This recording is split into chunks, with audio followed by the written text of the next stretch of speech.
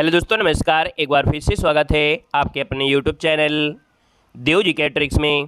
तो दोस्तों यहाँ पर देख सकते हैं एलटी ग्रेड का मॉडल पेपर है। रात को 9:30 बजे यहाँ पर सॉल्व कराया जाता है। फुल प्रैक्टिस सेट आपका होता है, जिसमें आपको हिंदी साहित्य हो गया और ग्रामर जो भी आपका प्रैक्टिस सेट होता है, जो आपके सिलेबस के अकॉर्डिंग है, वो सब कुछ इसी में आपको मिल जाता है।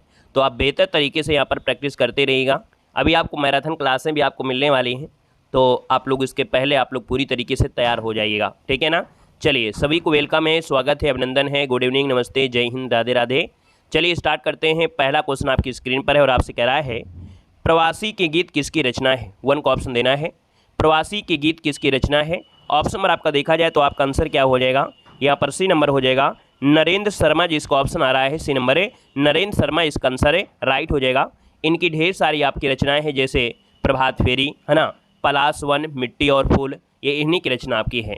यहाँ पर आगे बढ़ते हैं। क्वेश्चन आपसे अगला पूछा गया है और आपसे कह रहा है कामायनी के प्रथम सर्ग का शीर्षक क्या है। यानी कामायनी जो कि जयशंकर प्रसाद की है ना एक महाकाव्य है। इसमें देखा जाए कुल आपके 15 सर्ग हैं, जिसमें आपका स्टार्टिंग जो आपकी होती चिंता से स्टार्ट होता है। यानी ऑप्शन नंबर आपका डी हो जाएगा कि जो प्रथम सर्ग आपका है वो चिंता से स्टार्ट होता है। ऑप्शन नंबर आपका डी इसका राइट हो जाएगा। नेक्स्ट क्वेश्चन यहाँ पर दिया गया है और आपसे यहाँ पर कह रहा है स्वच्छंदतावाद की विशेषता आपकी नहीं है। क्या कह रहा है, कह रहा है सर जी स्वच्छंदतावाद की विशेषता नहीं है। तो देखिए स्वच्छंदतावाद में होता क्या है, जैसे प्रकृति का पर्यवेक्षण हो गया, प्रेम चित्रण हो गया, कथा गीत आपका हो गया, है ना। यानी यहाँ पर प्रकृति से रिलेटेड, श्रृंगार रिलेटेड, नारी भावना, रहस्यात्मक, ये आपको देखने को मिलता है।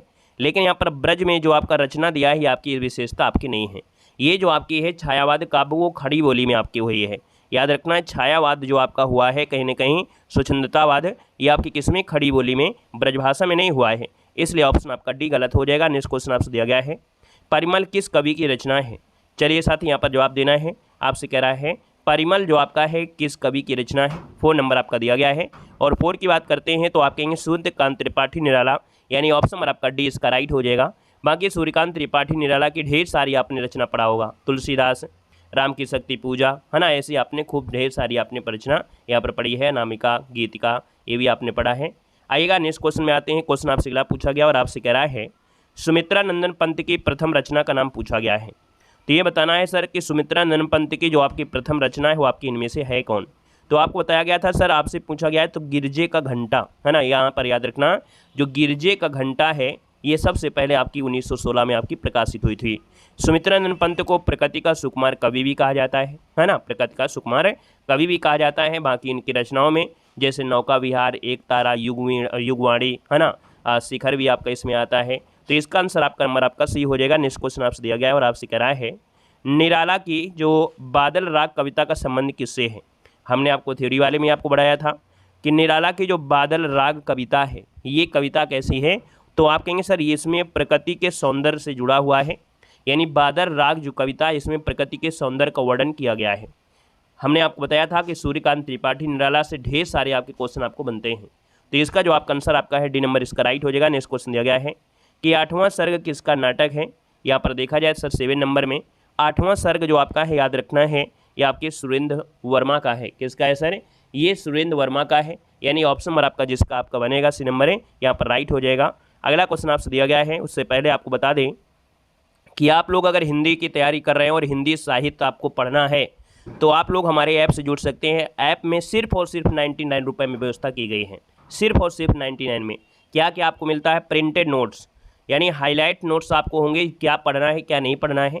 यानी इसके पहले भी अगर आपने तैयारी किया है या नहीं किया है, इसके पहले आपने एमए किया है, एमए करने के बाद आपने बीएड कर लिया, इसके बाद फॉर्म आ गया, है ना, आपने तैयारी करने का मौका नहीं मिला है, तो उसमें आपको क्या पढ़ना है क्या नहीं आपको हाईलाइट किया गया है। जो एग्जाम में पूछा गया है उसको हमने पूरी तरीके से हाईलाइट कर दिया है।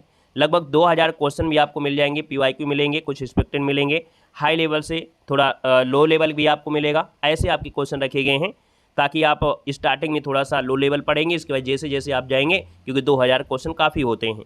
इसके बाद यहाँ पर देखिए नोट्स भी आपको मिलेंगे, रचनाओं संबंधित आपके 3D नोट्स आपका होगा।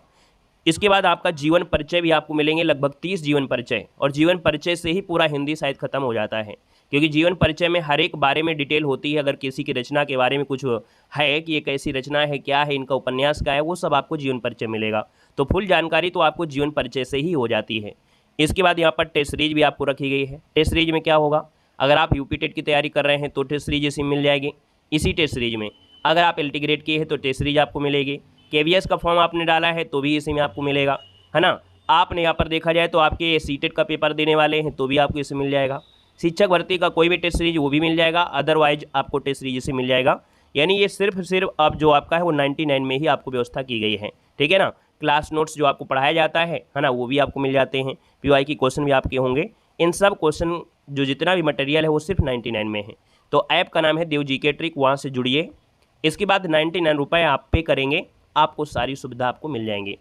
हम इतना गारंटी आपको लेते हैं कि यूट्यूब में कोई भी बंदा 99 रुपये में ऐसे नोट्स, है ना, और टेस्ट सीरीज कोई नहीं प्रोवाइड कराएगा, है ना। तो आप लोग अगर आपको लगे कि नहीं 99 बहुत ज़्यादा नहीं है, अदरवाइज जिस हिसाब से देखा जाए कि आप लोग बेरोजगार हैं और अगर आपसे 99 रुपये ले रहे हैं तो आप समझिएगा कि आपको इतना प्यारा कंटेंट मिलेगा कि आपको यूट्यूब में 999 वाला कंटेंट इसके सामने फेल हो जाएगा। तो ऐप से आप लोग जुड़ जाइए और तैयारी कर लीजिए। सिर्फ 99 रुपये आपकी है ना। आपकी सैलरी जब पहले मंथ आएगी ना तो आप देखेंगे कि हाँ सैलरी हमारी इतनी आई है और 99 रुपये में इतना कुछ हो गया है, ठीक है ना। तो चलिए क्वेश्चन नंबर आपका 8 आ गया है। ध्रुव स्वामिनी नाटक का जो चरित्र है निम्नलिखित में से कौन सा है।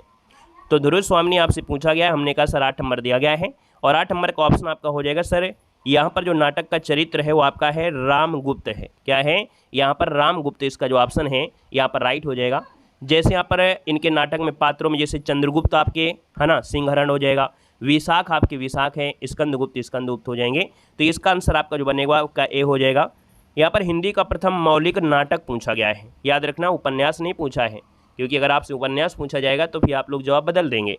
लेकिन आपसे पूछा गया हिंदी का प्रथम मौलिक नाटक क्या है। तो जब हमारे ऐप में आप जुड़ते हैं ना तो वह ऐप में पहले ही पीडीएफ में आपको एक मिलेगा हिंदी में कौन क्या है प्रथम, चाहे हिंदी का पहला नाटक हो या उपन्यास हो, हिंदी में क्या हुआ है, किसको क्या पुरस्कार दिया गया, वो सब चीज़ आपको एक पीडीएफ उसमें है, सब चीज़ इसमें मिल जाएंगे। तो वहीं पर आपको ये मिल जाएगा हिंदी का प्रथम मौलिक नाटक, ये आपका है कौन है। तो 9 नंबर का जो ऑप्शन दिया गया है वो आपका हो जाएगा आनंद रघुनंदन। क्या हो जाएगा आनंद रघुनंदन। दोस्तों इसका आंसर आपका राइट हो जाएगा। 1800 ईस्वी में यहाँ पर लिखा गया था ब्रज भाषा में, ठीक है, रामलीला की पद्धति पर आधारित है। अगला क्वेश्चन आपसे दिया गया है हमारी यात्रा के यात्रा वृत्तांतकार जो आपके इनमें से कौन है।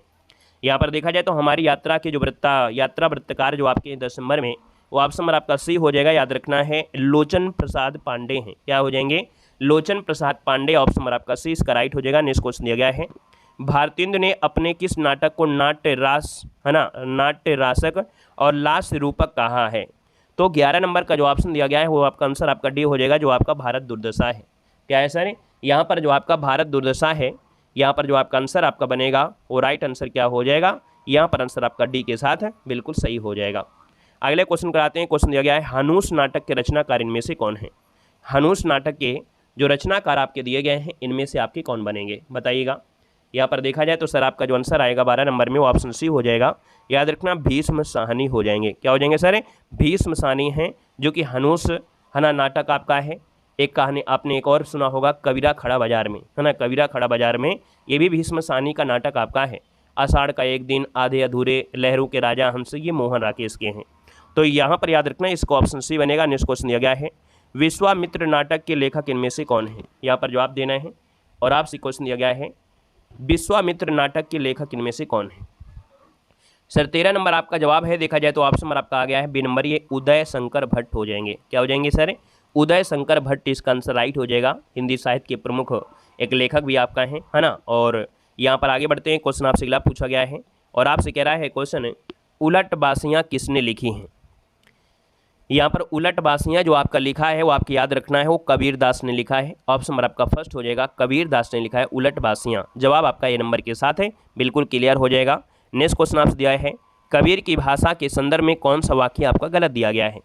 यानी 15 नंबर की अगर हम बात कर लेते हैं तो 15 नंबर में आपसे कह रहा है कि एक ऑप्शन आपका ऐसा है जो आपका गलत दिया गया है। तो भाई उस ऑप्शन को आपको पहचान करना है। पहला ऑप्शन कह रहा है कि भाषा में खरापन आपका है, कहीं कहीं भाषा का गंवारू लगती है, साहित्यिक कोमलता है। यही बात आपका गलत है, क्योंकि जब खारापन है, गंवारू है, अक्खड़पन है तो भी भैया कोमलता कहाँ से हो जाएगा। हर काम में अक्खड़पन है तो एक ही काम आपका जो दिया गया है कोमलता वो तो होगा नहीं। यानी यहाँ पर आंसर आपका सी नंबर, ये वाक्य आपका गलत हो जाएगा। अगला दिया है विशिष्ट द्वैतावाद के जो प्रस्वेता आचार्य वो आपके कौन है। विशिष्ट कौन है तो आपको पढ़ाया गया विशिष्ट आपके राम है। विशिष्ट क्या है, राम है। ऑप्शन नंबर आपका ए इसका राइट हो जाएगा। क्वेश्चन नंबर आपका दिया गया है निम्नलिखित में से एक युग्म आपका सही सुमेलित है। और जो सही सुमेलित दिया गया है उसको आपको जवाब देना है। तो हमने कहा सर रामानुजाचार विशिष्ट होते हैं, द्वैताद्वैतवाद तो शुद्धाचार होते हैं, ये तो आपका होगा नहीं। निम्बकाचार द्वैताद्वैत होते हैं, ये आपका गलत हो जाएगा। माधवाचार दिया है अद्वैतवाद, है ना। तो भैया माधवाचार जो आपके हैं, माधवाचार ये अद्वैतवाद हो जाएंगे क्या? माधवाचार द्वैतवाद हैं, है ना। माधवाचार जो आपके हैं वो द्वैतवाद, आपकी अद्वैतवाद नहीं है। वल्लभाचार शुद्धाद्वैतवाद हो जाएगा, यानी ऑप्शन नंबर आपका डी देखिए आपका आसान हो गया है ना। क्लियर हो गया। अगला क्वेश्चन आपसे दिया गया है, मैं साहित्य को मनुष्य की दृष्टि से देखने का पक्षपाती हूँ, यह किस आचार्य की उक्ति आपकी दी गई है? यानी ये जो प्रश्न दिया गया है, ये पंक्ति आपको दी गई है कि मैं साहित्य को मनुष्य की दृष्टि से देखने का पक्षपाती हूँ, यह किस आचार्य की उक्ति है?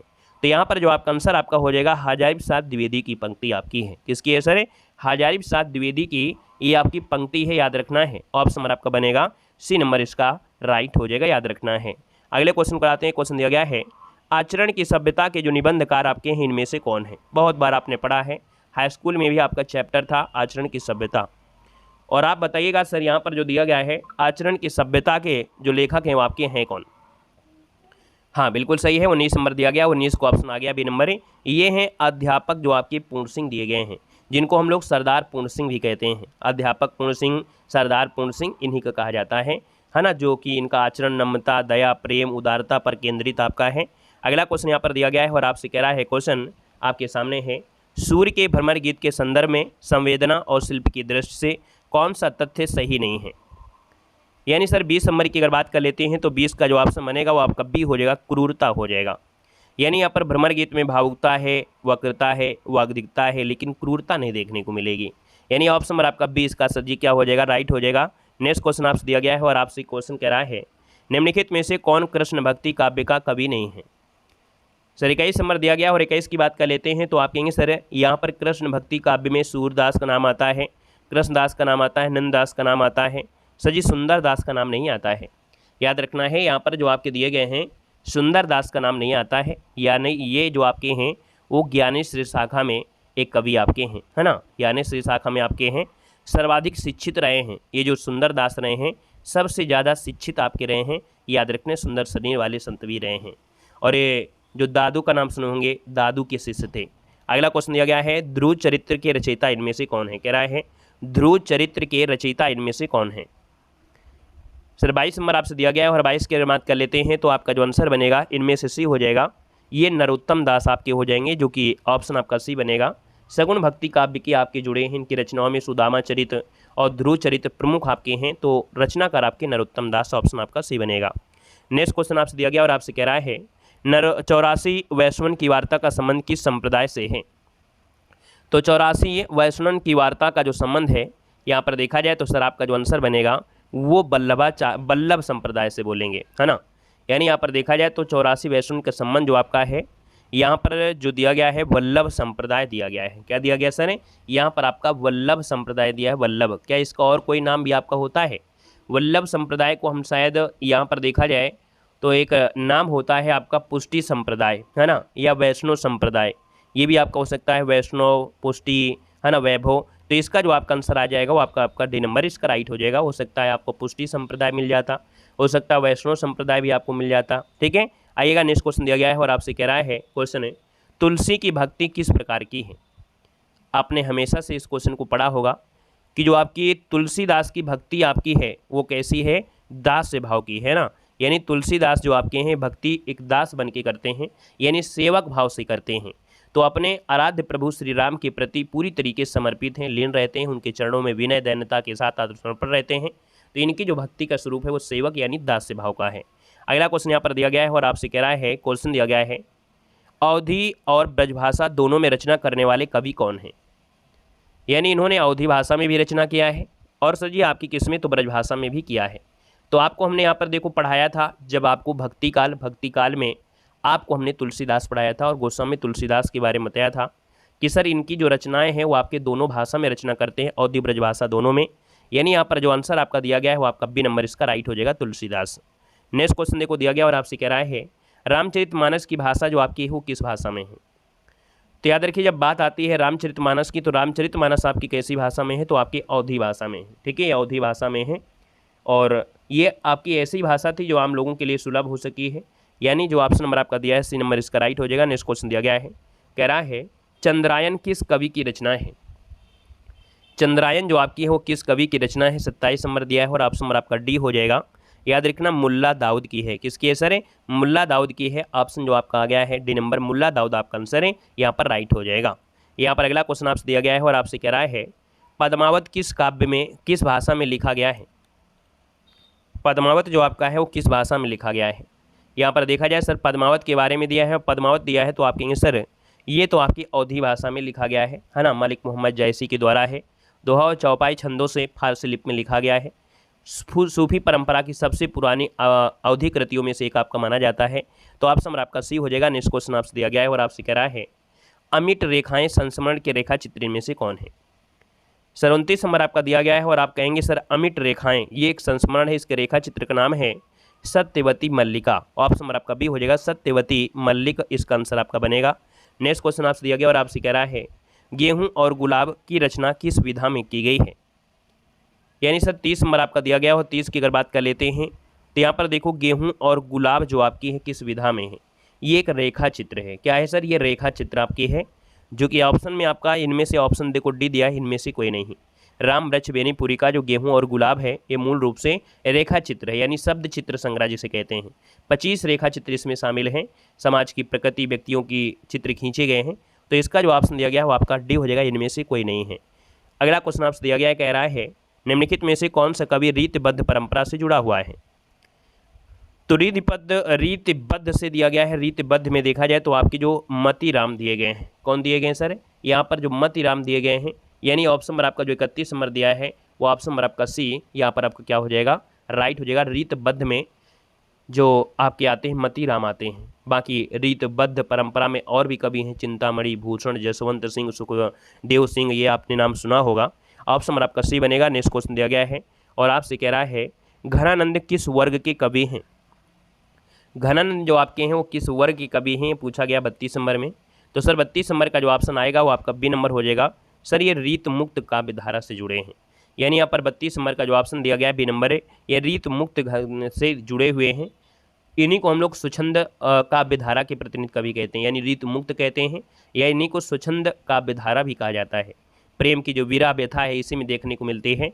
तो भैया आपको याद होगा सुजान नाम की एक नर्तकी से अटूट प्रेम करते थे, है ना। तो यहाँ पर आंसर जो आपका दिया है बी नंबर इसका राइट हो जाएगा। नेक्स्ट क्वेश्चन देखो दिया गया और आपसे कह रहा है कि रीत काल को श्रृंगार काल जो कहा है वो किसने कहा है। रीत काल को श्रृंगार काल जो कहा है वो किसने कहा है। तो यहाँ पर देखा जाए तो आचार्य विश्वनाथ प्रसाद मिश्र का नाम सुना होगा। आचार्य विश्वनाथ मिश्र ने यहाँ पर श्रृंगार काल कहने वाले रहे हैं, यानी कि रीत काल को श्रृंगार काल यहाँ पर दिया है। तो इसका जो आपका आंसर दिया गया है वो सर जी क्या हो जाएगा, ऑप्शन नंबर आपका बी यहाँ पर राइट हो जाएगा। दोस्तों याद रखना है, आचार्य रामचंद्र शुक्ल ने इसे रीतकाल ही कहा है ना। तो इसका जो आपका आंसर है वो आपका बी हो जाएगा। नेक्स्ट क्वेश्चन आपसे दिया गया है और आपसे यहाँ पर क्वेश्चन दिया, देखो हमने आपको रीतकाल के बारे में पढ़ाया है, अलग अलग टॉपिक भी आपको बनाया है, बेसिक की भी क्लासें दिया है, उन सबको आपको देखना है। रीतकाल की विशेषताओं के संदर्भ में निम्नलिखित में से एक विशेषता गलत है, उस विशेषता का चयन करना है। सर 34 नंबर दिया गया है और 34 की बात करते हैं तो रीतकाल में अलंकरण की प्रधानता है। रीतकाल की प्रमुख भाषा ब्रज भाषा आपको दी गई है। क्या ये भी पॉइंट आपका सही है? तो आप कहेंगे सर यहाँ पर देखा जाए तो ये वाला पॉइंट भी आपका सही है। अगला है रीतकाल में प्रकृति का आलम्बन वर्णन आपका दिया गया है। तो सर 34 नंबर की अगर बात कर लेते हैं तो भैया इसको छोड़ दिया जाए तो सब कुछ तो सही है, यानी यहाँ पर देखा जाए तो आपका जो प्रकृति का चित्रण है ना ये आपका नहीं हुआ है। रीतकालीन कवियों ने यहाँ पर चित्रण, उद्दीपन और अलंकारित रूपों को किया है, तो ये आपका इसमें ऑप्शन आपका सी गलत दिया गया है। क्वेश्चन नंबर आपसे अगला पूछा गया है और कह रहा है बिहारी सतसई पर फिरंगी सतसई नाम से फारसी भाषा में एक टीका लिखी गई है, जिसके टीकाकार इनमें से कौन है। यानी सर 35 नंबर दिया गया और 35 की अगर हम बात कर लेते हैं तो सर आपका जो आंसर बनेगा वो राइट आंसर हो जाएगा फिरंगी सतसई। कह रहे हैं फिरंगी सतसई ये फारसी भाषा में लिखा गया है। और यहाँ पर देखा जाए जो आनंद लाल शर्मा है या आनंदी लाल शर्मा दोनों आपको मिलेगा, कहीं कहीं आनंदी मिलेगा, कहीं कहीं यहाँ पर आपको आनंद लाल शर्मा मिलेगा। तो सर ये आनंद लाल शर्मा का आपका जो टीकाकरण है ये लिखा गया है, बिहारी सतसई पर आधारित आपकी है। तो ऑप्शन नंबर आपका हो जाएगा सी नंबर, जो कि आपकी फारसी भाषा में है। ऑप्शन नंबर आपका सी इसका राइट हो जाएगा। नेक्स्ट क्वेश्चन आपसे कह रहा है कथानक नामक कृति की विधा क्या है। तो देखिए अर्ध कथानक जो आपका है ना, बनारसी दास द्वारा लिखित ये आपकी है, और ये इनकी क्या है, आत्मकथा है। क्या है, अर्ध कथानक आत्मकथा है जो बनारसी दास द्वारा आपकी लिखी गई है, याद रखना है ना। और इसे हिंदी की प्रथम आत्मकथा कहा जाता है। यहाँ पर अगला देखो दिया गया है, नव जागरण का अग्रदूत हिंदी के किस लेखक को कहा जाता है। नव जागरण का अग्रदूत हिंदी के किस लेखक को कहा जाता है। यानी सर 37 की अगर हम बात कर लेते हैं तो 37 नंबर का जो ऑप्शन आएगा वो आपका बी हो जाएगा, भारतेंदु हरिश्चंद्र हो जाएगा। याद रखना है, नव जागरण का जो अग्रदूत कहा जाता है वो हरिश्चंद्र को कहा जाता है। याद रखना, भारतेंदु हरिश्चंद्र को कहा जाता है। इनकी रचना देखा जाए, प्रेम सवर, प्रेम माधुर है ना, प्रेम तरंग, सही श्रृंगार, होली, ये ढेर सारी इनकी रचना है। अगला देखो दिया गया है, भारतेंदु हरिश्चंद्र द्वारा संपादित पत्रिका का सही नाम क्या है। यानी भारतेंदु ने एक पत्रिका संपादित किया था और इस पत्रिका का नाम आपका है क्या। यहाँ पर देखा जाए तो सर जी आपका 38 नंबर दिया है, और 38 की अगर बात कर लेते हैं तो आपका जो आंसर बनेगा वो इनमें से क्या हो जाएगा। यहाँ पर हो जाएगा सर बाला बोधनी। क्या हो जाएगा, बाला बोधनी आपका आंसर ए नंबर है, राइट हो जाएगा, बाला बोधनी इसका आंसर आपका बनेगा, ठीक है ना। और ये 1974 में पत्रिका प्रकाशित की गई थी। बाकी इनकी और भी रचना है, कवि वचन सुधा भी आपकी है जो 1973 में हुई थी, लेकिन इनमें जो ऑप्शन दिया है वो ए नंबर है। चलिए जुकाम भी हो गई है। देखो अगला क्वेश्चन दिया गया है, हिंदी नवरत्न के लेखक आपके हैं कौन। हिंदी नवरत्न के जो लेखक हैं वो आपके हैं कौन, 39 नंबर दिया है। तो हिंदी नवरत्न के लेखक आपका आंसर इनमें से क्या बनेगा, तो ये आपके मिश्र बंधु हैं। क्या हैं, मिश्र बंधु। ऑप्शन नंबर आपका सी इसका राइट हो जाएगा, मिश्र बंधु इसका आंसर राइट हो जाएगा। याद रखना है, मिश्र बंधु विनोद जो आपके रहे हैं, तो ऑप्शन नंबर आपका सी के साथ है, राइट हो जाएगा। और अगला क्वेश्चन देखो दिया गया है कि हिंदी साहित्य का आधा इतिहास निम्नलिखित में से किसके द्वारा लिखा गया है। तो देखिए हिंदी साहित्य का जो आधा इतिहास है ये लिखा गया है जो आपके सुमन राजे हैं। कौन है, डॉक्टर सुमन राजे हैं। यानी ऑप्शन आपका बी नंबर इसका राइट हो जाएगा, सुमन राजे के द्वारा लिखा गया है। बाकी जो हिंदी साहित्य का जो इतिहास है उसमें आपको पढ़ने को ये मिलेगा अच्छी तरीके से, जो प्लेलिस्ट में है वहाँ पर देखिएगा। अगला क्वेश्चन देखो दिया गया है कि आंग्ल भाषा में लिखा गया हिंदी साहित्य का इतिहास, स्केच ऑफ हिंदी लिटरेचर के लेखक इनमें से आपके हैं कौन। देखो 41 नंबर आपका दिया गया है, और 41 की अगर बात करते हैं तो थोड़ा सा ध्यान से आपको क्वेश्चन का आंसर देना है, नहीं तो गलत हो जाएगा। यहाँ पर जो आपका दिया गया है स्केच ऑफ हिंदी लिटरेचर दिया है, यहाँ पर याद रखना और मत समझिएगा हिंदी साहित्य के इतिहास, मॉडर्नाक्यूलर लिटरेचर, हिंदुस्तान बोलने लगो। यहाँ पर जो लिखा है ये आपके पादरी एडविन ग्रीव्स का है। याद रखना इसका जो आपका आंसर दिया है ये पादरी जी का आपका है ना, जो कि स्केच ऑफ हिंदी लिटरेचर लिखा है ना, और अंग्रेजी भाषा में लिखा गया है। तो सर ये आपका ऑप्शन बी हो जाएगा। मुक्ति बोध की आत्मकथा के लेखक इनमें से कौन है।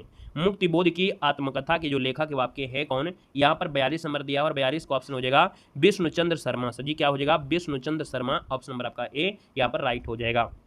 अगला दिया गया है कि नई कविता और अस्तित्ववादी के लेखक इनमें से कौन है। नई कविता और अस्तित्ववादी के जो लेखक इनमें से कौन है यहाँ पर देना है। चलिए भाई चलिए यहाँ पर देखा जाए नई कविता और अस्तित्ववादी के जो लेखक है वो आपके डॉक्टर रामविलास शर्मा है। यानी ऑप्शन नंबर आपका जो बनेगा वो आपका बी नंबर इसका राइट हो जाएगा। और अगला दिया गया है कि अपभ्रंश प्रभावित हिंदी की रचना आपकी कौन सी है। कह रहा है अपभ्रंश प्रभावित हिंदी रचना आपकी कौन सी है। यहाँ पर देखा जाए तो आप कहेंगे सर इसका जो आंसर आपका दिया है 44 नंबर में, वो आंसर हो जाएगा भरतेसर बाहुबली रास। याद रखना है ये आपको मिलेगा आदिकाल की, जब रचना पढ़े हुए आदिकाल में तब उसमें सिद्ध साहित्य और नाथ साहित्य आपके आते हैं। तो भैया यहाँ पर याद रखना है जो भरतेश्वर बाहुबली रास है ये अपभ्रंश प्रभावित हिंदी की आपकी रचना है, और जो आपके सालभद्र सूरी के द्वारा ये रचित की गई है। ठीक है, अगला क्वेश्चन देखो दिया गया है कि आचार्य रामचंद्र शुक्ल के अनुसार निम्नलिखित में से कौन सी रचना तुलसीदास की है। चलिए यहाँ पर देना है, आचार्य रामचंद्र शुक्ल के अनुसार कौन सी रचना तुलसीदास की है। तो यहाँ पर देखा जाए तो आपका आंसर हो जाएगा सर कौन है, यहाँ पर बरवय रामायण जो आपकी है। कौन है, बरवय रामायण जो आपकी है, बरवय रामायण है ये तुलसीदास की है। याद रखना है अवधी भाषा में और बरवय छंद में आपकी लिखित की गई है, बरवय है ना, बरवय अवधी का अपना एक छंद है, याद रखना है। यहाँ पर अगला क्वेश्चन दिया गया है कि आला और उदल नामक दो वीर सरदारों की वीरता पूर्वक लड़ाइयों का वर्णन जो मिलता है वो सर किस में मिलता है। तो ये मिलता है परमाल रासों में। किस में मिलता है, परमाल रासों में मिलता है। आहला या इसको परमाला खंड बोलते हैं, इसी को हम लोग परमाल रासों बोलते हैं। 1230 में जगनिक ने इसकी रचना किया था। आला खंड में आला और उदल नामक दो वीर सरदार थे, उनका वर्णन इसमें आपको मिलता है, याद रखना है। अगला है अपभ्रंश का वाल्मीकि किसे कहा जाता है। अपभ्रंश का वाल्मीकि किसे कहा जाता है। चलिए स्वयंभू को कहते हैं क्या, यहाँ पर बताना है। आपका जो आंसर आपका दिया गया है वो आपका आंसर इनमें से क्या हो जाएगा। यानी देखो आपसे दिया गया है कि सर जी जो आपके दिए गए स्वयंभू, यानी ऑप्शन नंबर आपका बनेगा कौन सा, डी नंबर है। स्वयंभू को कहा जाता है अपभ्रंश का वाल्मीकि, ऑप्शन डी हो जाएगा। विभाव अनुभाव संचारी योगादृश्य निष्पत्ति सूत्र की साचारिका है। तो याद रखना, जब आपको रस पढ़ाया जाता है तब आपको ये पढ़ाया भी जाता है ना। रस में जैसी चैप्टर आप पढ़ेंगे तब आपको मिलेगा। ये आचार्य भरत मुनि के द्वारा ये सूत्र दिया गया है। 48 नंबर का जो ऑप्शन है वो आपका बी नंबर इसका राइट हो जाएगा। यानी विभाव, अनुभाव, संचारी भाव, इन सब के संयोग से जो रस की निष्पत्ति होती है उसी को रस कहते हैं। अगला है, आपसे कह रहा है महिम भट्ट द्वारा प्रतिपादित सिद्धांत क्या है। तो 49 नंबर दिया गया है और महिम भट्ट के द्वारा प्रतिपादित सिद्धांत का नाम है अनुमानवाद। क्या नाम है? अनुमानवाद है। यानी आपका आंसर ए नंबर इसका राइट हो जाएगा, अनुमानवाद हो जाएगा, याद रखना है। ठीक है, चलिए अगला क्वेश्चन दिया गया है। कह रहा है, दिया गया है ध्वन्यालोक किस तत्व से संबंधित कह सकते ग्रंथ है। ध्वन्यालोक किस तत्व से संबंधित ग्रंथ है। देखिए 50 नंबर दिया है और 50 की अगर बात कर लेते हैं तो सर आपका जो आंसर बनेगा वो डी हो जाएगा, ध्वनि से हो जाएगा। हमने आपको previous year question LT grade का सॉल्व कराया था, वहाँ पर आपको हमने पढ़ाया भी है। ठीक है ना, तो आपको प्रीवियस ईयर या हम जितनी भी क्लासें आपको देते हैं उनको आप पढ़ते चलिएगा। यानी एक आनंदवर्धन के बारे में हमने बताया था कि आनंदवर्धन द्वारा ये रचित ग्रंथ है जिसको बोलते हैं ध्वन्यालोक। ठीक है ना, ये जो आपका ग्रंथ है वो किसका है, तो आपके आनंदवर्धन का है और ये आपके ध्वन्यालोक ध्वनि से संबंधित है। यानी आनंदवर्धन ने अपने ध्वन्यालोक ग्रंथ में ध्वनि को काव्य का विशिष्ट तत्व बताया है। ठीक है ना, तो यहाँ पर आपका अगला क्वेश्चन दिया गया है, सतपुड़ा के जंगल किसकी रचना है। सतपुड़ा के जंगल किसकी रचना है।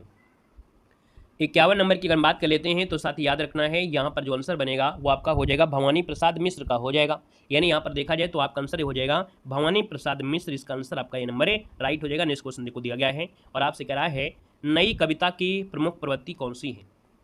तो नई कविता की प्रमुख प्रवृत्ति पूछा गया है। याद रखना, नई कविता में जो देखने को मिलता है वो उन्मुक्तता मिलता है। यानी यहाँ पर देखा जाए तो सर जी आपका जो आंसर दिया गया है 52 नंबर में वो ऑप्शन आपका हो जाएगा उन्मुक्तता। यानी नई कविताएं भारतीय स्वतंत्रता के बाद लिखी गई उन कविताओं को कहते हैं जिनमें परंपरागत कवियों में से आगे नए भावों को अभिव्यक्त करती है ना, नए मूल्यों को करती है, नए शिल्प प्रधान का अन्वेषण करती है, तो उनको ये कहा जाता है। और इसको प्रयोगवाद के बाद हिंदी कविता जो नवीन द्वारा विकसित हुई है, तो इसलिए ऑप्शन आपका बी बनेगा। संसद से सड़क तक के रचनाकार जो आपके हैं इनमें से कौन है। यहाँ पर देखा जाए 53 नंबर में, तो सजी याद रखना है आपके धूमिल आपके हैं। संसद से सड़क तक ये कवि धूमिल की रचना है, याद रखना है। इनका जो वास्तविक नाम था वो सुदामा पांडे था ना, सुदामा पांडे था।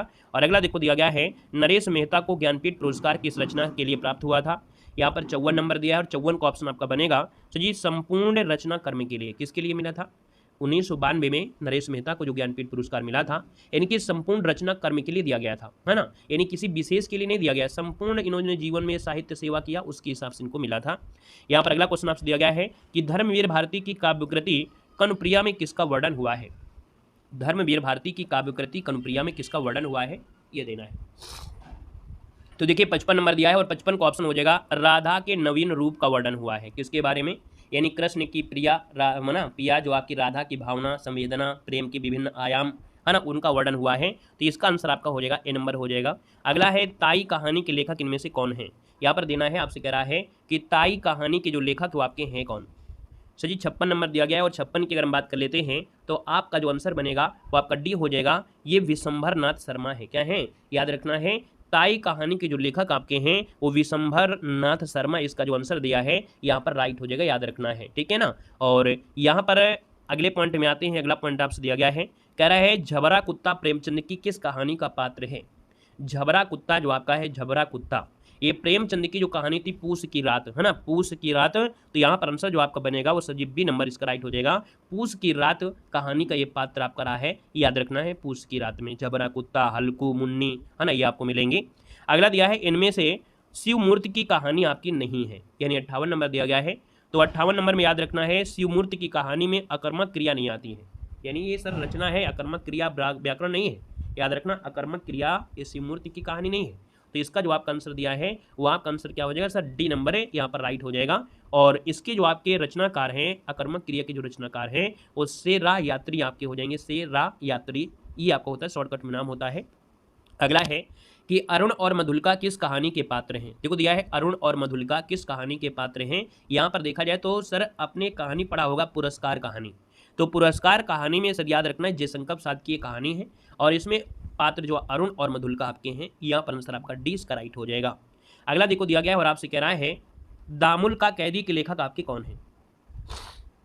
देखो दामुल का कैदी के जो लेखक हैं यहाँ पर 60 नंबर में, और राइट आंसर इनमें से क्या हो जाएगा, तो सर जी इसका जो आपका आंसर है वो आपका सी हो जाएगा, ये आपके प्रेमचंद हो जाएंगे। यानी दामुल का कैदी के जो लेखक आपके हैं वो मुंशी प्रेमचंद है।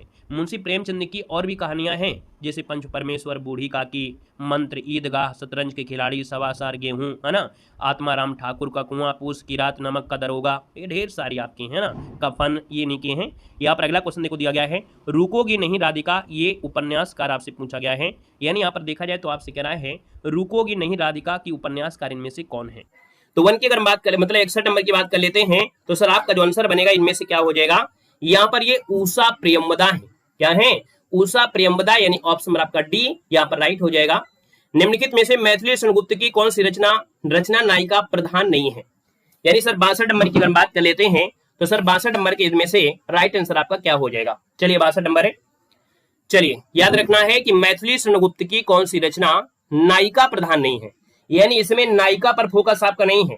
तो याद रखना है जिसके नायक लक्ष्मण आपके हैं, यानी ये सर आपके कौन थे, पंचवटी थे। ऑप्शन नंबर आपका बी नंबर इसका राइट हो जाएगा कि पंचवटी में नायिका प्रधान नहीं है, पंचवटी नायक प्रधान है। यानी ये जो रचना आपकी है वो नायक प्रधान आपकी है, नायक प्रधान आपकी रचना है। यानी सर जी पंचवटी जो आपकी है, पंचवटी जो आपकी रचना है इसमें नायक लक्ष्मण है। यानी यशोदा में महात्मा गांधी गौतम बुद्ध की पत्नी यशोधरा का वर्णन है ना, हर चीज में कहीं ना कहीं आपकी स्त्रीलिंग है, लेकिन इसमें नायक जो आपकी प्रधान है वो आपकी लक्ष्मण है। ये ऑप्शन आपका बी हो जाएगा, नायक प्रधान आपके हैं। अगला क्वेश्चन देखो दिया गया है कि मैथिली शरणगुप्त ने इतिहास के उपेक्षित नारी पात्र को निम्न पुस्तक में प्रतिष्ठित किया है। यानी यहाँ पर देखा जाए सर जी 63 नंबर में, तो आपका जो आंसर हो जाएगा 63 नंबर में ऑप्शन आपका डी हो जाएगा, साकेत में किया है। यानी यहाँ पर समझिएगा कि मैथिली शरणगुप्त ने इतिहास में उपाचित नारी पात्र यानी उर्मिला की बात हुई है। साकेत में याद होगा कि लक्ष्मण की पत्नी थी उर्मिला, ठीक है नहीं, याद है कि नहीं, आपको याद है या पहली बार पढ़ रहे हैं? तो याद रखना है लक्ष्मण की पत्नी उर्मिला थी, है ना, लक्ष्मण की जो पत्नी थी उर्मिला, ये साकेत नामक पुस्तक में है और इनके बारे में पूरी तरीके से आपको जानकारी है। ये ऑप्शन आपका डी के साथ हो जाएगा। कह रहा है सर जी चाक उपन्यास की लेखिका आपकी कौन है। चाक उपन्यास की जो आपकी लेखिका है वो आपकी सर जी इनमें से है क्या, यानी कि अगर हम बात कर लेते हैं तो आपका आंसर है यहाँ पर क्या हो जाएगा। तो चाक उपन्यास की लेखिका कौन है, 64 नंबर आपसे पूछा गया है। तो 64 नंबर की बात कर लेते हैं, तो चाक उपन्यास की लेखिका मैत्री पुष्पा है। कौन है, मैत्री पुष्पा, यानी आपका आंसर क्या हो जाएगा, मैत्री पुष्पा ए नंबर है, यहाँ पर राइट हो जाएगा। तो जी क्वेश्चन दिया गया है इलाचंद जोशी के उपन्यास जहाज का पंछी को किस श्रेणी में रखा जा सकता है। सर 65 नंबर की बात कर लेते हैं, तो जहाज का पंछी, है ना, ये आपके इलाचंद जोशी का उपन्यास है जहाज का पंछी। ये किस श्रेणी में आपका है, यानी यहाँ पर देखा जाए तो आपके सर ये आत्मकथात्मक श्रेणी में आता है। किसमें आता है, तो आत्मकथात्मक श्रेणी में आता है। यानी आपका जो आंसर बनेगा वो राइट आंसर क्या हो जाएगा, आत्मकथात्मक, इसका आंसर राइट हो जाएगा जहाज का पंछी, इलाचंद जोशी। कह रहा है सर जी दहेज और बेमेल विवाह की समस्या प्रेमचंद ने अपने किस उपन्यास में उठाई है। यहाँ पर देखा जाए सर आपके 66 नंबर में, तो आपका जो आंसर बनेगा वो डी हो जाएगा, निर्मला में आपको मिलेगा। किस में मिलेगा सर, यहाँ पर याद रखना है कि प्रेमचंद्र ने अपने उपन्यास निर्मला में दहेज और विवाह, है ना, यानी बेमेल विवाह की समस्या को दिखाया है।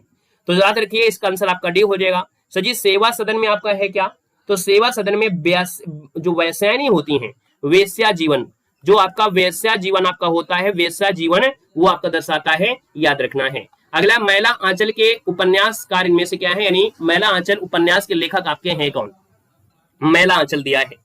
तो मैला आंचल आपका फणीश्वर नाथ रेणु हो जाएगा, यानी ऑप्शन नंबर आपका डी हो जाएगा, फणीश्वर नाथ रेणु हो जाएगा। निम्नलिखित में से किस उपन्यास में मृणाल की आत्मपीड़ा का चित्रण किया गया है। तो देखो भैया यहाँ पर 68 नंबर दिया और 68 का ऑप्शन हो जाएगा त्याग पत्र जो आपका है।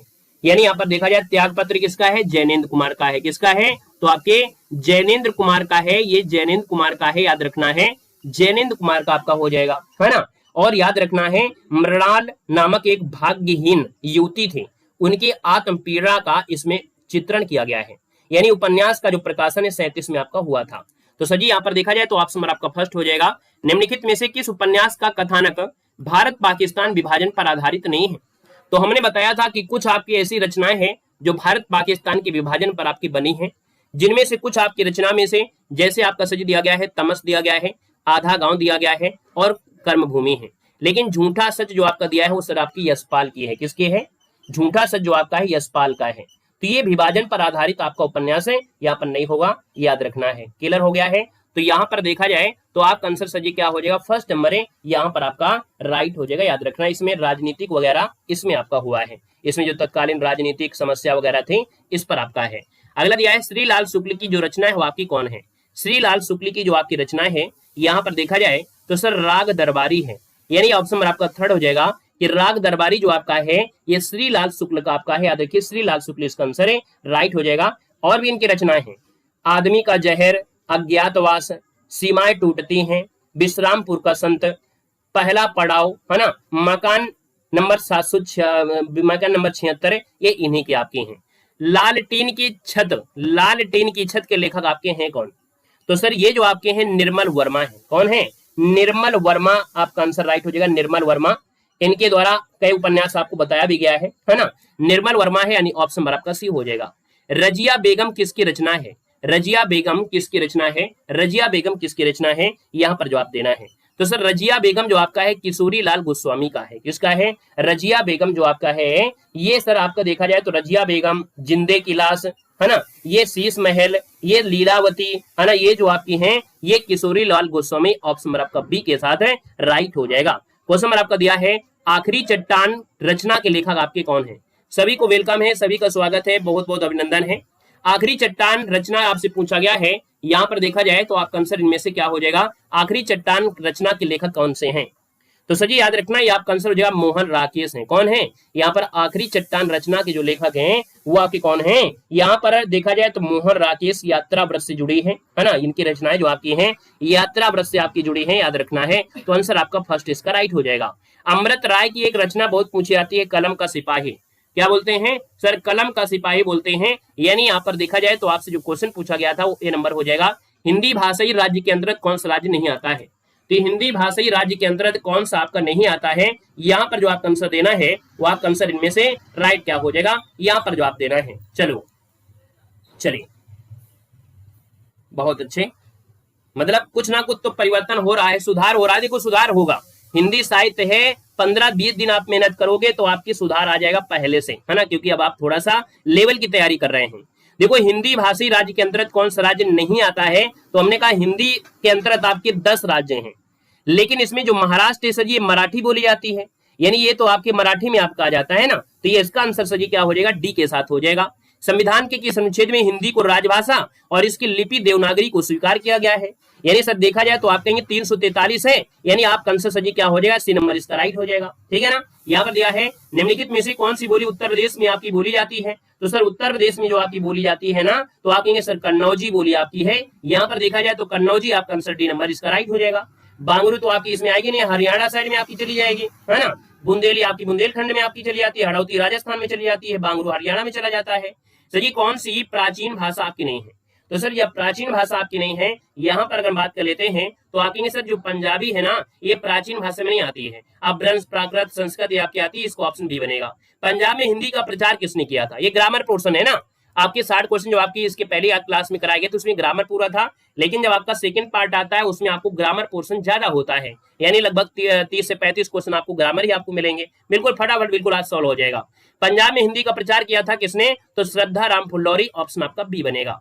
हिंदी भाषा में हस्त स्वरों की संख्या जो आपकी है कितनी है, तो याद रखना है हस्त स्वरों की संख्या 4 होती, छोटा, बड़ा, छोटी और ऋषि, यानी ऑप्शन आपका बी बनेगा। निम्न में से दंत वर्ण आपका कौन सा है, यानी ऐसे वर्ण को बोलने पर क्या होता है मालूम है कि जीभ आपके दांत को स्पर्श जरूर करती है ना, और सजी यहाँ पर देखा जाए तो जीभ आपके दांत को करेगी, यानी ता वर्ग, और ता वर्ग में सजी आपका सा भी तो होता है, इसमें सजी आपका सा भी तो आपका होता है ना, ता तो होता ही होता है, बाकी सजी आपका सा भी आपका इसमें आपका होता है ना, यानी उस व्यंजन सा का भी उच्चारण स्थान आपका इसी होगा, तो ए नंबर इसका राइट हो जाएगा। सजी अनुनासिक वर्ण क्या है, पंचमा अक्षर अनुनासिक वर्ण होता है, और पंचमाक्षर कौन सा है, तो आप कहेंगे सर सी नंबर इसका हो जाएगा। एक हमने मैराथन क्लास आपको दिया एलटी ग्रेड के लिए, एलटी ग्रेड का कंप्लीट सिलेबस की मैराथन 4 घंटे की आपकी है, जो कि हिंदी के ग्रामर पोर्शन को कवर करती है, उसको आप प्लेलिस्ट में से देख लीजिएगा। सजी यशोदा हरिपाल ने झुलावे हलरावे दुलरावे और जोई सोई कुछ कुछ गावे, तो सर जी ये आपसे रस पूछा गया है, तो यशोदा मैया है और झुलना है ना, झुला रही हैं, यानी सरवासल आंसर है बी नंबर हो जाएगा। अद्भुत रस का स्थायी भाव क्या होता है, तो अद्भुत रस का सर स्थायी भाव क्या होता है, यानी आपको 83 नंबर दिया गया है। तो आप कहेंगे अद्भुत का सर जी आपका विस्मय होता है। क्या होता है? अद्भुत का सर जी विस्मय आपका होता है। ठीक है। दूसरे के उत्कर्ष को ना सहकर उसकी निंदा करना, यानी जब कोई व्यक्ति बढ़ रहा होता है तो भैया उसके उत्कर्ष को नहीं देख पाता है ना, उसकी और निंदा करने लगता है। यानी सर यहाँ पर देखा जाए तो आपका आंसर क्या हो जाएगा, तो यहाँ पर जवाब आपका डी हो जाएगा। असूया कहते हैं। क्या बोलते हैं? याद रखिए किस प्रकार का संचारी भाव है, तो ये असूया होता है, यानी 84 का आंसर आपका हो जाएगा। उत्कर्ष को न सहकर उसकी निंदा करें, यानी असूया जानते हो, असूया आपने शब्द पढ़ा तो है, लेकिन इसका एक और अर्थ होता है ईर्ष्या। क्या होता है? ईर्ष्या होता है। अब तो मन आ गया ना, आप जान गए सर जी ईर्ष्या जो होता है ना, ईर्ष्या को ही असूया कहते हैं। याद रखिए ऑप्शन आपका डी बनेगा। कह रहा लट लटकान मनोमत मधुप गण मादप मधुप पिए, पंक्ति में आपसे वर्णों की आवृत्ति के कारण अनुप्रास अलंकार हुआ है, तो कोई दिक्कत नहीं है। ला वर्ण यहाँ पर है, मा वर्ण आपका सजी यहाँ पर आपका दिया गया है, और सजी यहाँ पर देखा जाए तो ला मा और सजी कुछ है क्या यहाँ पर? वो कुछ दिख रहा है, कहेंगे दो ही आपकी चीजें हैं। ऑप्शन आपका बी नंबर इसका राइट हो जाएगा। नीर भरे नैना रहे तौना प्यास बुझाए, यानी आपके आंखों में अगर आंसू आ रहे हैं तो क्या आपके आंखों में आंसू आने से आपको प्यास बुझ जाएगी? बुझ जाएगी क्या भाई? नहीं बुझेगी। कोई मछली है अगर वो तालाब में है, पानी में है, फिर भी प्यासी है, यानी आपने ये भी उदाहरण पढ़ा होगा कि पानी बिच मीन प्यासी, पानी बिच मीन प्यासी मुहि सुन सुने आवे हंसी, है ना। यानी यहाँ पर कारण है, यानी यहाँ पर क्या है, कारण मौजूद है फिर भी काम नहीं हो रहा है। यानी सर पैसे आपके पास हैं लेकिन फिर भी आपको नौकरी नहीं मिल रही है क्योंकि जुगाड़ अच्छा नहीं है। तो सर ये क्या होता है? विशेष होता है, यानी सर ये विश्रुक्त अलंकार हो जाएगा, ऑप्शन सी बन जाएगा। ठीक है ना। और इसका उल्टा होता है, विभावना होता है कि कारण ना हो काम हो जाए, यानी आपका पैसा महीना देना पड़े और काम हो जाए। बिन पैर सुने बिन काना, है ना, बिन पैर है ना, बिन कान सुने बिन काना, यानी बिना कान के सुन पा रहा है, बिना पैर के चल पा रहा है, वो विभावना होता है। लेकिन सर जी यहाँ पर पानी है फिर भी आपको प्यास बुझाई नहीं पा जा रही है, पानी है फिर भी मछली प्यासी रह जा रही है, वो विश्रुक्त होता है। बाकी होते हैं पहले शब्द से शुरुआत होती है और अंत भी आपका उसी शब्द से होता है, उसी शब्द से। तो ये बनती कैसे है सर जी? इसमें आपके दोहा और रोला होते हैं। क्या होते हैं? याद रखना है कि दोहा और रोला को मिलाने से आपकी बनती है, यानी पहले 4 चरण दोहा के और अंतिम के 2 होते हैं रोला के होते हैं, है ना। तो ये आंसर आपका ये हो जाएगा। सर जी सोरठा के प्रथम चरण में कितनी मात्रा होती है? तो सोरठा दोहे का उल्टा होता है, और जब दोहे का उल्टा होता है तो आपको याद है कि पहले और तीसरे में 13 होती है दोहे में, और दूसरे चौथे में 11 होती हैं। तो जब सजी उसका उल्टा करोगे तो वो आपकी पंक्ति बदल जाएगी, और जब पंक्ति आपकी बदल जाएगी यानी आप कहेंगे सर इसका आंसर आपका बी हो जाएगा। सजी मतयंगंद मदनी मत गयंद में कितने वर्ड होते हैं? हमने आपकी एक नोट्स भेजा था, टेलीग्राम पे भेजा था, वहां पर आपको ये मिला होगा, टेलीग्राम पे हमने भेजा है, नहीं देखा है तो आप जरूर जाइएगा। याद रखिए इसमें 23 वर्ड आपके होते हैं। कितने होते हैं सर?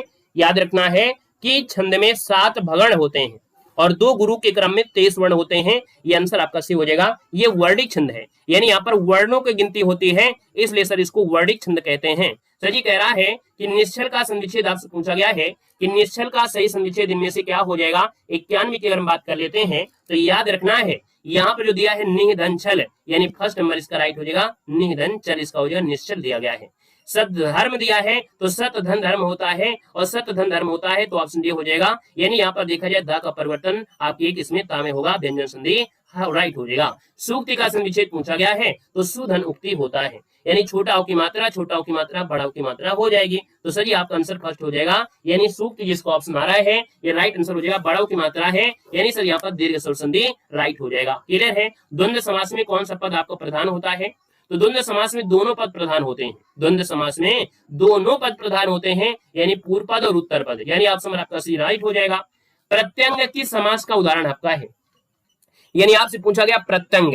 अब आप ये बताइए कि सर जी प्रत्यंग समास पूछा गया है, प्रत्यंग, तो आप इसको तोड़ सकते हैं क्या? कहेंगे जरूर तोड़ सकते हैं। प्रति निकलेगा, यानी इसका पहला शब्द प्रति निकलेगा, और प्रत्येक अंग दिया है, यानी प्रत्येक अंग दिया प्रति हो जाएगा उपसर्ग, और आपका आंसर आपका बहु समास है, राइट हो जाएगा। त्रिशंक होना इसका अर्थ क्या होता है? त्रिशंक होना इसका सही अर्थ इनमें से क्या हो जाएगा सर? 96 नंबर दिया है। त्रिशंक होना यानी किसी और का ना रहना, किसी और का ना रहना, यानी आपका आंसर सजी बी के साथ है, राइट हो जाएगा। किसी और का ना रहना बी नंबर हो जाएगा। अगला दिया गया है भई गति सांप छछूंदर केरी, इस लोकोक्ति का सजी सही अर्थ इनमें से क्या होता है? यहाँ पर देना है कि भई गति सांप छछूंदर केरी, इसका सही अर्थ इनमें से सर जी क्या हो जाएगा, यहाँ पर देना है। तो हमने कहा सर यहाँ पर आंसर जो बनेगा वो हो जाएगा दुविधा में होना। क्या होना सर, दुविधा में होना। यानी जब एग्जाम पास में आ जाता है तब आप दुविधा में हो जाते हो कि यार हम क्या करें, मैथ आती नहीं है, ग्रुप डी हम नहीं देंगे, हिंदी थोड़ा बहुत आती है लेकिन साहित्य नहीं आती, हम ये नहीं देंगे। फिर आप कहोगे दूसरा टारगेट ले लेते हैं, इस परीक्षा को छोड़ ही देते हैं। यानी फिर आप ऐसी दुविधा में आपको हो जाते हैं। तो यहाँ पर आंसर आपका डी हो जाएगा, घाट घाट का पानी पीना। अब आप लोग इतने इंटेलिजेंट हैं, हमसे ज्यादा आपको जानकारी होगी क्योंकि आप हर सब्जेक्ट के ज्ञाता हैं, हर सब्जेक्ट के आप ज्ञाता हैं और साथ में हर जगह आपने पढ़ाई भी किया है। यानी घाट घाट का पानी पीना, यानी सर यहाँ पर क्या हो जाएगा, तो आप कहेंगे सर इसका आंसर आपका हो जाएगा अनेक क्षेत्रों का अनुभव हो जाएगा, यानी ऑप्शन ए नंबर राइट हो जाएगा। क्लियर है सर। अगला पॉइंट दिया है निम्नलिखित में से कौन सा शब्द तद्भव आपका नहीं है। तो हमने कहा जहां भी चांद की बिंदी आपको मिल जाए वो तद्भव होता है, तो ये तद्भव आपका है, ये भी तद्भव है और कान भी है, अधर नहीं आपका होगा। यानी सर ये ऑप्शन आपका बी यहाँ पर राइट हो जाएगा, बी नंबर हो जाएगा। तो दिया है निम्नलिखित में से कौन शब्द आपका तत्सम नहीं है। तो तत्सम नहीं है, हमने कहा देखो जहां रा लगा वो देखो रा लगा है, यहाँ भी रा लगा है। सर जी पनिप है और आपका पंख दिया गया है। यानी सर 100 की बात करते हैं तो पनिप जो आपका दिया है पानिप, ये तद्भव नहीं है, ये सर तद्भव नहीं, ये तत्सम आपका है। तो याद रखना इसका आंसर आपका हो जाएगा कौन, सॉरी तत्सम नहीं है, यानी ये तद्भव आपका है, आंसर आपका सी हो जाएगा, राइट हो जाएगा। ठीक है। अगला क्वेश्चन देखो दिया है, अच्छा कुछ लोग यहाँ पर डी भी दे रहे हैं, पंख होता है कीचड़ होता है, पंख जो आपका होता है वो कीचड़ होता है। यहाँ पर आगे बढ़ते हैं, इनमें से कौन सा तत्सम आपका नहीं है, यानी तत्सम नहीं है तो आप कहेंगे सर गायक है, नायक है, शावक है और उपखान दिया गया है। और खा जो आपका है अधिकतर आपको मिलता नहीं है, यानी खा जो आपका दिया है वो तो अधिकतर आपको मिलता नहीं है। यानी खा शब्द आपके तद्भव में ज्यादा से ज्यादा मिलता है क्योंकि खा का परिवर्तन छा में तत्सम में आपको मिलता है। तो सही ऑप्शन आपका डी हो जाएगा। मध्यम पुरुष का उदाहरण क्या है, मध्यम पुरुष में क्या होता है, यू यू योर्स होता है, इंग्लिश में आपने जो पढ़ा होगा। तो यहाँ पर आप देखेंगे सर आपका जो आंसर आपका आएगा वो आपका हो जाएगा बी नंबर तुम हो जाएगा, है ना। अगला दिया है स्त्रीलिंग शब्द जो आपके होते हैं किन के नाम होते हैं। तो स्त्रीलिंग की जब हम बात कर लेते हैं तो स्त्रीलिंग में देखा जाए तो सर यहाँ पर देश का नाम, पर्वतों के नाम, वृक्षों के नाम, नक्षत्रों के नाम, यानी जो ऑप्शन आपका दिया गया वो आपका डी हो जाएगा। सर नक्षत्रों के नाम जो आपके हैं वो आपकी स्त्रीलिंग होते हैं। निम्न विकल्पों में से पुल्लिंग की पहचान करना है। पक्षी कैसा है ना, पक्षी कैसा है, आप कहेंगे सर यही इसका आपसे जवाब हो जाएगा। रास, चील, कुर्सी आपकी स्त्रीलिंग में हो जाएंगे। शुद्ध शब्द के अंत में क्या जोड़ने पर सर ये बहुवचन बन जाएगा। तो शुद्ध के अंत में अगर जोड़ दिया जाए, क्या जोड़ दिया जाए, तो शुद्ध जन, यानी जन जोड़ दिया जाए तो सर आपका बहुवचन बन जाएगा। अगला दिया है किसी शब्द में गण का प्रयोग बहुवचन नहीं बनाया सकता है, यानी गण का प्रयोग अगर इनमें से हम करें तो सर यहाँ पर देखा जाए तो वो आपके नेतागण, देवी गण नहीं होता है ना, देवी गण नहीं होता है, यानी ऑप्शन आपका बी बनेगा। जिसका संबंध अध्यात्म से है उसके लिए शब्द क्या होता है, तो जिसका संबंध सर अध्यात्म से होता है ना उसे कहा क्या जाता है। यहाँ पर देखा जाए तो सर आध्यात्मिक हो जाएगा, यानी ऑप्शन आपका ए हो जाएगा। नेक्स्ट क्वेश्चन दिया गया है मोक्ष की इच्छा रखने वाला वाक्यांश के लिए सही शब्द क्या है।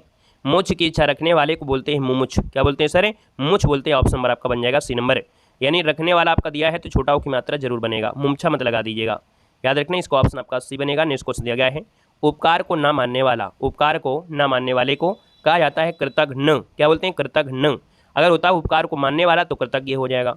अगला दिया है निष्कपट शब्द में उपसर्ग आपसे पूछा गया है, निष्कपट दिया गया है तो हमने कहा सर इसका जो उपसर्ग आप निकालते हैं तो निस निकलेगा, क्या निकलेगा सर, निस निकलेगा। ऑप्शन नंबर आपका सी यहाँ पर आपका राइट हो जाएगा। अगला है मौसम में आर्द्रता छाई हुई है, तो आर्द्रता का विलोम इनमें से क्या बनेगा। सर आर्द्रता का विलोम होता है शुष्क होता है ना, क्या होता है सर, शुष्क होता है, यानी ऑप्शन नंबर आपका सी हो जाएगा, शुष्क हो जाएगा।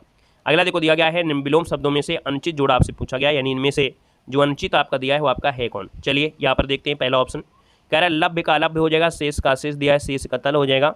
सर शिष्ट का दिया है परशिष्ट, क्या दिया है, शिष्ट का दिया गया है परशिष्ट दिया गया है। तो हमने कहा सर जी शिष्ट परशिष्ट नहीं होता, शिष्ट का अशिष्ट होता है, यानी यहाँ पर देखा जाए तो गलत हो जाएगा, अशिष्ट होता है। अगला क्वेश्चन यहाँ पर आपसे दिया गया है और आपसे क्वेश्चन दिया गया है कि जड़ का विरुद्धार्थी शब्द इनमें से क्या है, यानी जड़ का विलोम जो होता है, जड़ का जो विलोम होता है वो चेतन होता है। ऑप्शन नंबर आपका डी हो जाएगा। अगला है शशक पर्यवची जो आपका है वो किसका है, शशक पर्यवची जो होता है शशक, ये कहा जाता है खरगोश कहते हैं, ऑप्शन हो जाएगा। अगला है निम्नलिखित युग्म में सही अर्थभेद आपको जांचना है, जगत जननी और जगत जयी, यानी यहाँ पर देखा जाए तो सर ये कहा जाता है जगत जननी कहते हैं जगदम्बा को, और जगत जयी जो कहते हैं, जगत जयी कहते हैं वो विश्व विजेता को कहते हैं, यानी इसका ऑप्शन नंबर आपका 20 का राइट हो जाएगा। नेक्स्ट क्वेश्चन देखो दिया गया और आपसे कह रहा है भवती गमिष्यति का हिंदी में अनुवाद क्या है, यानी 17 नंबर आपका दिया गया है। तो भवती गमिष्यति हिंदी में जब इसको करेंगे तो यहाँ पर आपका हो जाएगा ऑप्शन सी नंबर आप जाएंगी, भवती गमिष्यति, यानी आप जाएंगे। ऑप्शन नंबर आपका बनेगा सी नंबर, यहाँ पर आपका राइट हो जाएगा। अगले क्वेश्चन में आते हैं। क्वेश्चन आपसे दिया गया है और आपसे कह रहा है क्वेश्चन, क्या मैं पढ़ूं का संस्कृत में अनुवाद क्या है। यहाँ पर देखा जाए सर, आपका जो आंसर आपका बनेगा वो आपका हो जाएगा क्या। क्या मतलब आपका हो गया किम, मैं अहम पठानी, यानी यहाँ पर देखा जाए तो आपका आंसर सही क्या बन जाएगा, डी नंबर है, यहाँ पर राइट हो जाएगा। याद रखना है, मैं पढ़ता हूँ, है ना, बहुवचन में पठामा हो जाता है, लेकिन यहाँ पर एक वचन है, इसलिए आपका किम अहम पठानी। अगला क्वेश्चन आपसे दिया गया है और आपसे कह रहा है क्वेश्चन आपसे कह रहा है, निम्न में से कालिदास की प्रसिद्ध रचना इनमें से कौन है। सर यहाँ पर कालिदास की रचना की बात करते हैं तो मालवी का अग्निमित्रम, ऋतुसंहार, प्रियदर्शिका तो आपका है नहीं, हर्षवर्धन का है, तो यहाँ पर आंसर आपका डी हो जाएगा, ए और बी दोनों। अगला देखो दिया गया क्वेश्चन दिया गया है, मुझे इच्छा अस्त में सप्तमी का आधार क्या है। यानी सर 120 नंबर की बात करते हैं तो यहाँ पर मुझे इच्छा अस्थि में सप्तमी का आधार यहाँ पर वैषयिक होता है। क्या होता है सर, वैषयिक होता है, यानी ऑप्शन नंबर आपका जो बनेगा वो राइट आंसर आपका सी के साथ यहाँ पर हो जाएगा, वैषयिक आधार आपका माना जाता है। तो ऑप्शन नंबर आपका सी इसका राइट हो जाएगा। इस प्रकार से 120 क्वेश्चन आपके कंप्लीट हुए। साथ में हमने कहा भी है सर ये कि आप लोग अगर हिंदी साहित्य की तैयारी कर रहे हैं, है ना, और देखिए हिंदी साहित्य में समय देखा जाए तो आपका असिस्टेंट प्रोफेसर हो गया, साथ में KVS की परीक्षा हो गई, बिहार से भी रिलेटेड कुछ लोग यहाँ पर हैं, है ना, और साथ में आपके LT ग्रेड के हैं, और भी यहाँ पर परीक्षाएं आपकी हैं, है ना, उन सब के लिए आपके है। तो हिंदी साहित्य अगर आप लोग यहाँ पर तैयारी कर रहे हैं तो हिंदी साहित्य लिए स्पेशल आपका है। हमने कहा कि आप लोगों के लिए स्पेशल कोई कोर्स नहीं बनाया है, ये स्पेशल कोई कोर्स आपका हो 999 में या आपका 2000 या 2100 रुपये में, ऐसा कोई कोर्स आपका नहीं है। अगर स्पेशल आपका कोर्स होता तो उसमें हर एक चीज़ होती है, इसमें ग्रामर होती, उसमें सब कुछ होती। ये हमारी जो आपकी PDF है स्टैंडर्ड PDF है, जिसमें से हिंदी साहित्य कवर होगा। और इसमें हिंदी साहित्य में एक खास बात है कि आपको प्रिंटेड हाईलाइट नोट्स मिलेंगे, यानी आपको ऐसे होंगे कि आप अगर आप लोग नए बिल्कुल हैं तो भी आप लोगों को देखेंगे कि क्या पूछा गया क्या नहीं पूछा गया। जितना भी आपको पूछा गया है या पूछा जा सकता है वो हमने हाईलाइट कर दिया है। दूसरी बात 3D नोट्स आपको होगा, कवि और रचनाएं आपको मिलेंगे, उनके बारे में संपूर्ण जानकारी होगी। साथ में यहाँ पर देखो जीवन परिचय हमने दिया है, लगभग 30 जीवन परिचय आपको लिया है। 30 जीवन परिचय में आपका पूरा हिंदी साहित्य कवर हो जाता है, यानी उसमें आप देखो नोट्स तो मिल ही रहे हैं, आपको प्रिंटेड नोट्स मिल रहे हैं, लेकिन आपको जीवन परिचय एक ऐसा होता है कि जीवन परिचय में आपको पूरी जीवनी मिलेगी, उनकी कोई रचना है उनकी रचना के बारे में भी जानकारी आपको मिलेगी, कौन सी रचना कब प्रकाशित हुई थी, कौन सी रचना को क्या मिला है। तो ये संपूर्ण जानकारी अगर हिंदी साहित्य पढ़ रहे हैं तो जीवन परिचय का ज्ञान होना जरूरी है। साथ में टेस्ट सीरीज भी आपकी है, और टेस्ट सीरीज से आपको क्या फ़ायदा मिलेगा, आप कोई भी एग्जाम, जैसे आप लोग टेक्स्ट बुक से जाते हैं, टेक्स्ट बुक में आप लोग जाते हैं, वहाँ पर आप लोगों से 299, 399, 499, 599 ऐसा आपका लिया आता है। वही टेस्ट सीरीज हमारे ऐप में ऐड कर दी गई है, उसका चार्ज हम खुद अपनी तरफ से देते हैं, और वो हम आपको फ्री देते हैं। यानी कोर्स जैसे आप परचेज करते हैं तो 10 रुपये आपके कटते होंगे, है ना, यानी वो हमारा उसी में है, आपका 99 रुपये ही पे करना है, एक्स्ट्रा नहीं करना है। तो टेस्ट सीरीज में आपको ऐसे LT ग्रेड हो गया, आपका TGT PGT आपका हो गया, साथ में आपका KVS की परीक्षा आप दे रहे हैं तो भी इसमें टेस्ट सीरीज आपकी ऐड है। आप UP टेट का पेपर देंगे तो भी इसमें टेस्ट सीरीज आपको मिल जाएगा। UP टेट में आपका सेकंड पेपर आपका है तो भी हो जाएगा, CTET है आपका है फर्स्ट पेपर या सेकंड पेपर तो भी इसी में आपको मिलेगा। यानी शिक्षक भर्ती रिलेटेड हर एक चीज़ें आपको इससे मिलेंगे। बाकी और भी आपके हैं रेलवे से, बैंक से, है ना, स्टेट लेवल से, UPSC लेवल के सब टेस्ट सीरीज इसी में आपको मिल जाएंगे। तो टेस्ट सीरीज देखिए आपको इसी में आपको मिल रही है। साथ में यहाँ पर देखो PY की प्रश्न आपके हैं, 2000 क्वेश्चन भी आपके हैं। लगभग अभी तक हिंदी साहित्य के जो भी क्वेश्चन पूछे गए हैं, चाहे हाई लेवल हो चाहे लो लेवल हो, सब कुछ इसी में आपका है। तो आपको सिर्फ क्या करना है, 99 रुपये आपको पे करना है ना। हमने कहा है 99 रुपये बहुत ज़्यादा नहीं होते हैं। हमने आप लोगों की स्थिति को समझते हुए कि आप लोगों को भाई जानते हैं कि इस समय आपके बेरोजगार से आप लोग गुजर रहे हैं, बेरोजगारी है, लेकिन 99 रुपये रखने का रीज़न भी यही होता है कि भाई आप लोगों के लिए इतना अवेलेबल आपका है कि हमारी थोड़ा सा मेहनत भी आपको निकले और आप लोगों का भी काम अच्छे से हो जाए। तो आप जब ऐप में जाओगे ना, देव GK ट्रिक ऐप लिंक दी गई है, तो वहाँ जब जाओगे डेमो PDF भी आपको दी गई है ना, एक बार डेमो PDF भी लीजिएगा। जब आपको पूरा मन संतुष्ट हो जाएगा तब आप 99 दीजिएगा, ठीक है ना। ऐसा नहीं कि आप 99 रुपये अगर आपसे ले रहे हैं ना, तो उसमें आपको इतना कंटेंट आपको है, इतना कंटेंट आपको है, इतना चीज़ आपको दी गई है कि आप कहेंगे कि सर हमने किसी का कोर्स लिया था 99 का, वो भी फीका पड़ गया आपके कोर्स के सामने, ठीक है ना। तो आप लोग हिंदी साहित्य की ये जो आपका ऐसे आपका है वो आपको पूरा मिल जाएगा, ठीक है ना। धन्यवाद सभी को, जय हिंद, वंदे मातरम। ऐसे आप लोग तैयारी करते रहिए, जुड़े रहिए, है ना। और अभी आपको मैराथन क्लासेस भी आपको देंगे, चाहे वो हिंदी साहित्य की हो, चाहे आपकी व्याकरण की हो, चाहे GK की भी हो, वो भी हम आपको प्रोवाइड कराएंगे, ठीक है ना। और अभी थोड़ा सा समस्या है, घर पे थोड़ा सा आए थे, इस वजह से अभी थोड़ा सा 1-2 दिन आपको समस्या आ रही हैं, इसके बाद पूरी समस्या आपको सॉल्व हो जाएंगी, ठीक है। धन्यवाद सभी को, जय हिंद, वंदे मातरम। सेशन अच्छा लगा है तो लाइक करिएगा, ठीक है। गुड नाइट, शुभ रात्रि।